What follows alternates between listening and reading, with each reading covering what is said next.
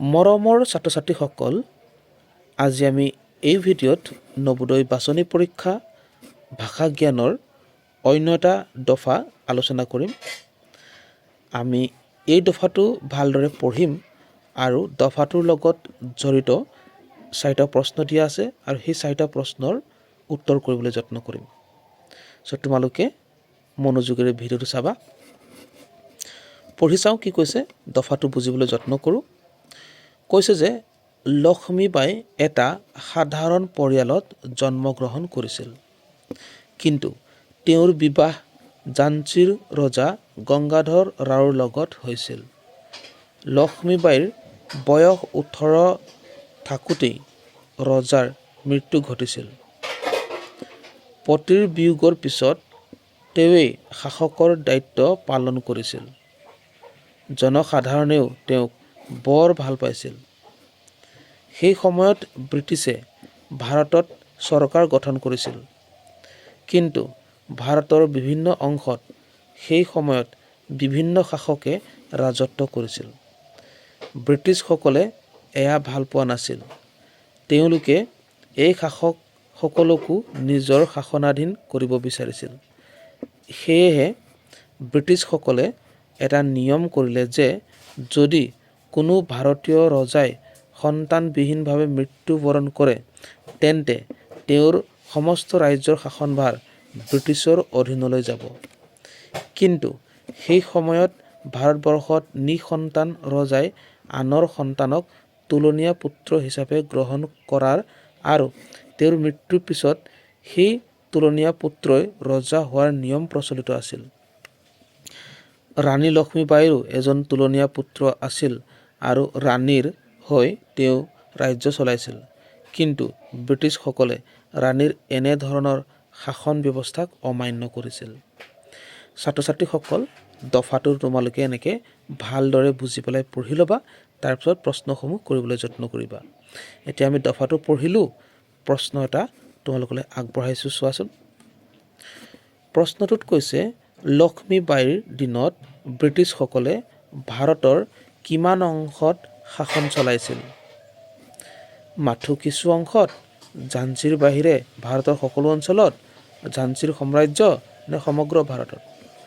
তোমালোকে গম পাইছাই, ইয়াতে লক্ষ্মীবাই যিহেতু তেওঁৰ পতি মৃত্যুৰ পিছত তেওঁৱেই ৰাণী হৈ আছিলে, অৰ্থাৎ এইটো হিচাপৰ পৰা গম পোৱা যায় ব্ৰিটিছসকলে ঝান্সীৰ সাম্ৰাজ্যটো শাসন কৰা নাছিল বা সমগ্ৰ ভাৰতো শাসন কৰা নাছিল।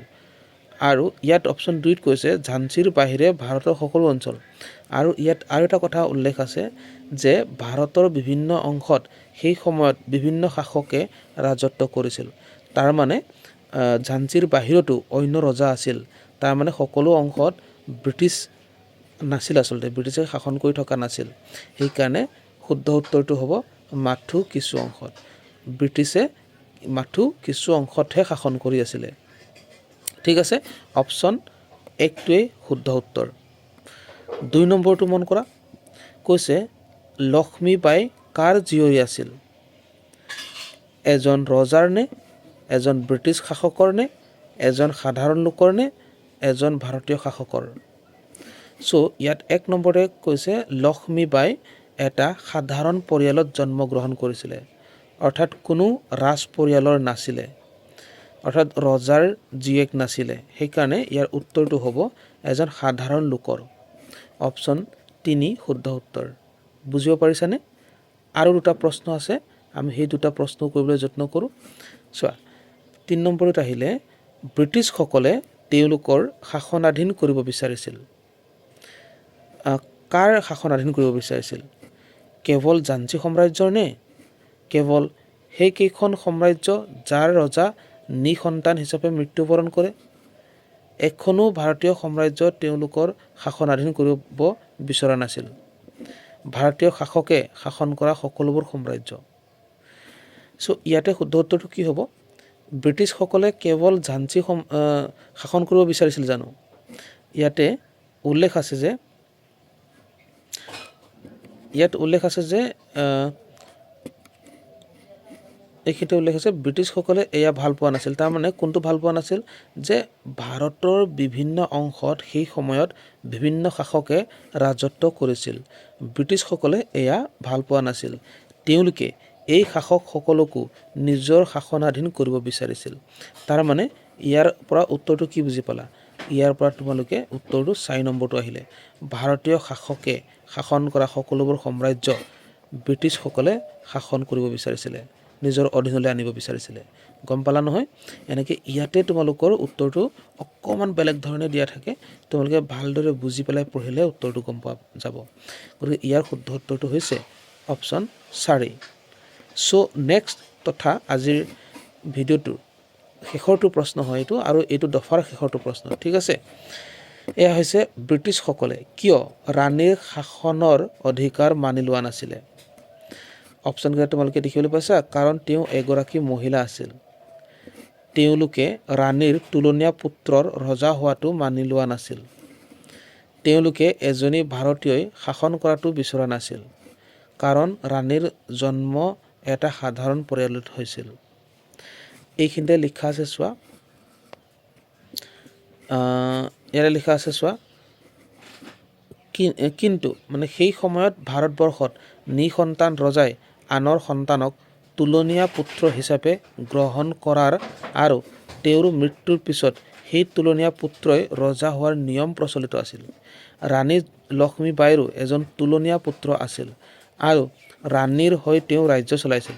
কিন্তু ব্ৰিটিছসকলে ৰাণীৰ এনে ধৰণৰ শাসন ব্যৱস্থাক অমান্য কৰিছিলে। অমান্য কৰা মানে কি? মানি লোৱা নাছিলে। ঠিক আছে, অৰ্থাৎ ইয়াৰ শুদ্ধ উত্তৰটো কি হ'ব? তেওঁলোকে ৰাণীৰ তুলনীয়া পুত্ৰৰ ৰজা হোৱাটো মানি লোৱা নাছিল। অপশ্যন 2 শুদ্ধ উত্তৰ। গতিকে ছাত্ৰ ছাত্ৰীসকল, তোমালোকে এনেকৈ পেৰাগ্ৰাফটো ভালদৰে পঢ়ি লৈ পেলাই ভালদৰে বুজি ল'বা। বুজি লৈ পেলাই এনেকৈ প্ৰশ্নসমূহ কৰি ল'বা, যাতে ভুল নহয়। বহুত সাৱধানে পৰীক্ষাত ইয়াৰ উত্তৰসমূহ কৰিবা। গতিকে ছাত্ৰ ছাত্ৰীসকল, তোমালোকক ভাষা জ্ঞানৰ পাঠ নম্বৰ 2 আগবঢ়ালোঁ। ইয়াৰ আগত আমি পাঠ 1 আলোচনা কৰিছোঁ। তোমালোকে যদি আগৰ ভিডিঅ'টো চোৱা নাই, চাই ল'ব পাৰিবা। আৰু ইতিমধ্যে মানসিক দক্ষতাৰ ভিডিঅ' আপলোড কৰা হৈছে। তোমালোকে প্লেলিষ্টত গৈ পেলাই চাই ল'ব পাৰিবা। আৰু পাটীগণিতৰ ফুল কোৰ্চ কমপ্লিট চিলেবাছ কৰি পেলাই তোমালোকক ভিডিঅ' হিচাপে আপলোড কৰা আছে। তোমালোকে চাই ল'বা। আমি সময়ে সময়ে যিকেইটা আমাৰ প্ৰয়োজনীয় ইম্পৰ্টেণ্ট আমাৰ প্ৰশ্ন আহি থাকিব, এই ইম্পৰ্টেণ্ট প্ৰশ্নসমূহ তোমালোকক দি থাকিম। যেনে গণিতৰে হওক বা মানসিক দক্ষতাৰে হওক বা ভাষা জ্ঞানৰে হওক, সকলোবোৰ তোমালোকক দি থাকিম। গতিকে তোমালোকে সকলোবোৰ পাবৰ কাৰণে চেনেলটোৰ লগত জড়িত হৈ থাকিবা। ফেচবুকত যদি চাই আছা, ফেচবুক পেজটো লাইক কৰিবা, আৰু ইউটিউবত যদি চাই আছা, ইউটিউব চেনেলটো ছাবস্ক্ৰাইব কৰিবা। আজিলৈ আমি ইমানতে সামৰিছোঁ। আকৌ আমি লগ পাম পিছৰ খণ্ডটিত।